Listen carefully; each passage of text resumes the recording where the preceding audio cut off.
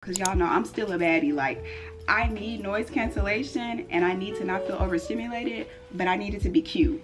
As an autistic person, I am a whore for a dark, quiet room. I'm not even gonna lie to you. I love a dark, quiet room. Overstimulated and you're past the point of getting there, lay down. Find somewhere to lay down. We're human too. And the only thing that being neurodivergent means is that we just think different and connect with the world differently than you do.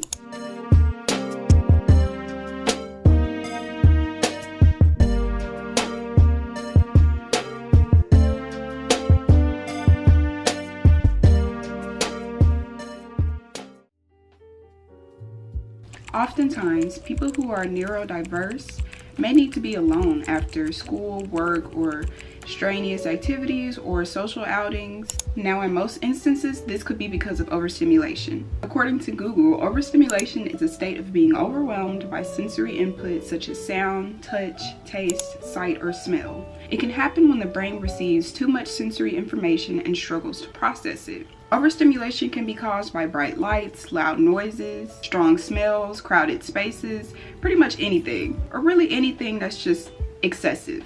I'm currently a sophomore in college. I attend the illustrious Prairie A&M University, but I graduated high school in 2023. When I was in high school, I lived with my mom, my sister, and my sister's children. My mom's room was on one side of the house, and then me, my sister, and my nieces and nephews were in our own part of the house. So my door was here, my sister's door was here, and my nieces and nephews were here. I wasn't really the biggest fan of high school for a few reasons. It didn't really have much to do with academics, as academics always came pretty easy to me. The main thing I remember about high school was not really having a lot of friends and the very, very bright, like fluorescent lights. I can say the lights were some of the worst parts of high school for me personally. I definitely wasn't the biggest fan of high school when I didn't have a car because I had to ride the bus. And if you were a bus rider, then you know, like, it's too many kids, it's too many smells, it's too loud, it's too much going on. I hated riding the bus. It did get a bit better when I got my car though, because the mornings were quiet and for the most part lunch was quiet. I could go off on my own. So I'm grateful that I got a car in my junior year, but when I didn't have a car and I had to ride the bus to school and be with loud kids in the bus and then get off the bus and then be in another loud environment with the bright lights, it was hell. I hated high school.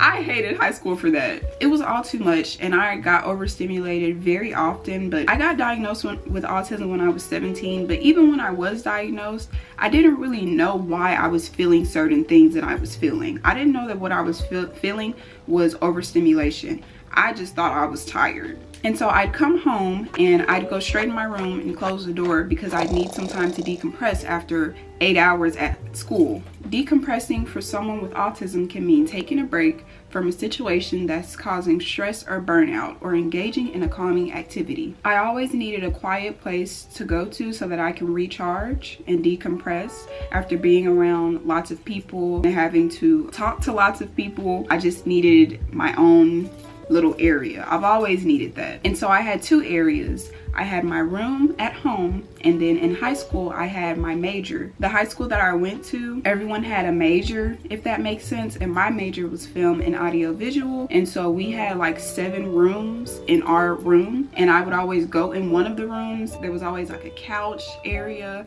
I didn't really understand why I needed that room so bad, and I loved my major so bad because of, like, it was always dark in there. That's another thing. It was amazing in there and I loved my major for that. But I say that to say the room that my major was in was my safe space for decompressing, and my room at home was my safe space for decompressing. When I'd come home and go straight in my room, I'm not gonna lie, my sister always has something to say, and honestly it's hard to stand up for yourself when you don't even really know why you're doing the things that you're doing. You just know that you need to do them. I didn't know that I was overstimulated the whole day and stressed out, and I needed some time to just decompress and get back to myself before I can leave the room and talk to my family.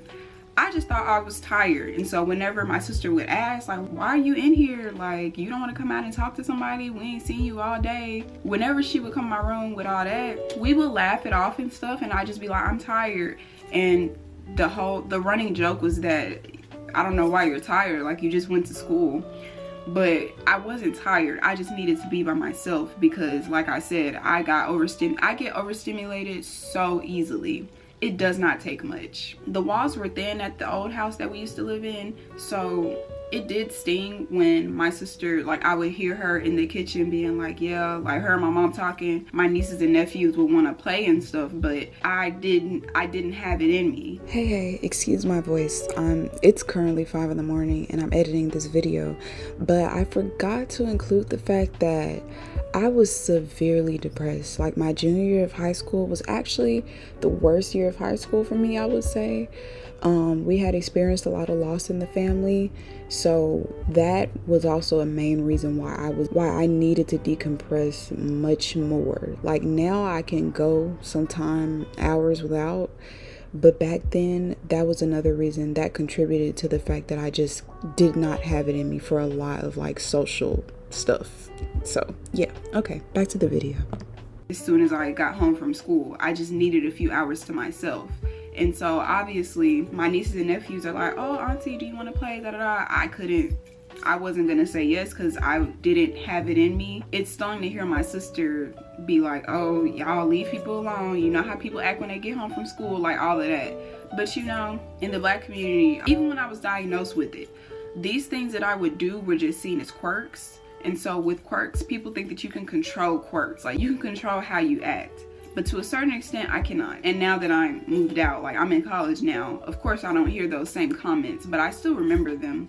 And it used to hurt my feelings. But on the other hand, my sister would come in my room and joke with me and get me like in the mood after a few hours. Like, she'd come in my room and be like, girl, like, you've been up in here for a few hours, like dinner's ready, all of that. And then that's what would get me to leave my room, and then we would all eat, and then I would, you know, hang out outside my room for a few hours and stuff like that. So I remember the good and the bad.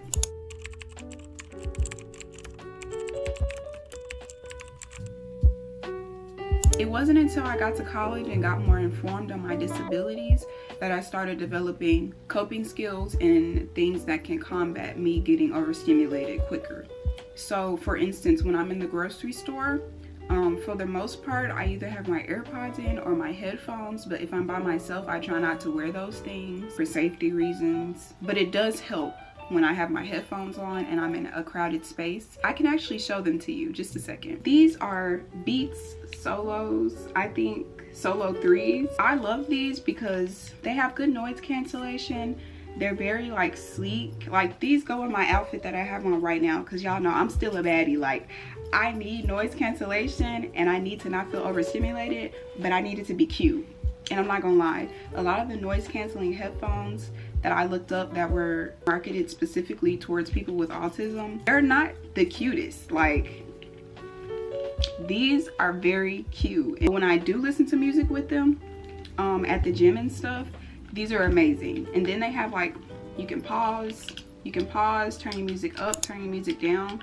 It's amazing. So these are my go-to noise canceling headphones. These are on the pricier side, but I do suggest getting noise canceling headphones or earbuds if you can afford them. I'm more sensitive to sounds and touch, so the feeling of fabric is very important to me. You may notice that I wear a lot of athleisure, or I try to, because athleisure, I just love the material of it. I love the material of the athletic jackets. I love how smooth it all feels. I'm not the biggest fan of denim because I just don't like the texture of denim. For every autistic person or every neurodivergent person, their triggers are different. Mine is mainly smell, touch, and sound.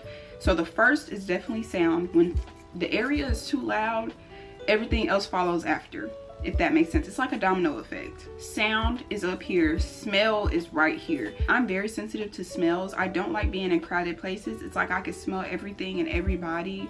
It's terrible. Even if you smell good, and if it's just too many people, I just can't take it. So that leads into me feeling every little thing. Like, I can feel every little thing on my body. So it's important that when I'm out in public spaces, I'm wearing something comfortable, or I'm wearing a comfort outfit or a go-to outfit, or go-to fabrics. I guess I can call these like my comfort fabrics, because I just love athleisure fabric. Like, I love it. It's so smooth. But yes, anyway, when the area is too loud and I can smell too much, then I become hyper aware of everything going on with my body, and it's not a good feeling, I'm not gonna lie. So with these on, that just combats everything. Like, I can hear people talking, but everything just sounds slightly muffled, just a little bit, and that's exactly how I need it to sound. These are on the pricier side, but I do suggest getting noise canceling headphones or earbuds if you can afford them. Another thing that I do that you can try out is finding an area to decompress. I try to find areas on my campus so that I can go study in those areas, be by myself, and still get work done. Because sometimes if I go all the way back to my room, I'm not getting any work done. I have a spot on campus, nobody goes there.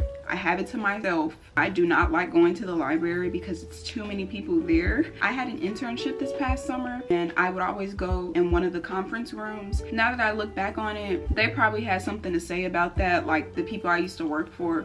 But to be honest, I'm one of the only black people that has like ever worked there. So they had something to say about everything that I did or didn't do. So I never was really pressed about it. I say that to say you can get a lot of accommodations through the ADA. So don't be afraid to ask for accommodations at your work or at school. I'm gonna find me somewhere quiet and by myself. You can try to make sure this area is dark as well. I love a dark room. One thing about me, I love a dark room. As an autistic person, I am a whore for a dark, quiet room. I'm not even gonna lie to you. I love a dark, quiet room. That's what makes me more productive, and that's what helps me get more stuff done and calms me down and helps me decompress.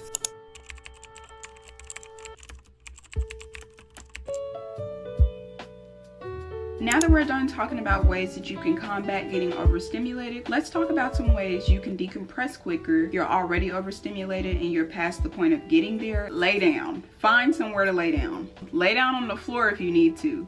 Just lay down. For me, that's the quickest way. If I'm just too overstimulated, I will go home and lay down.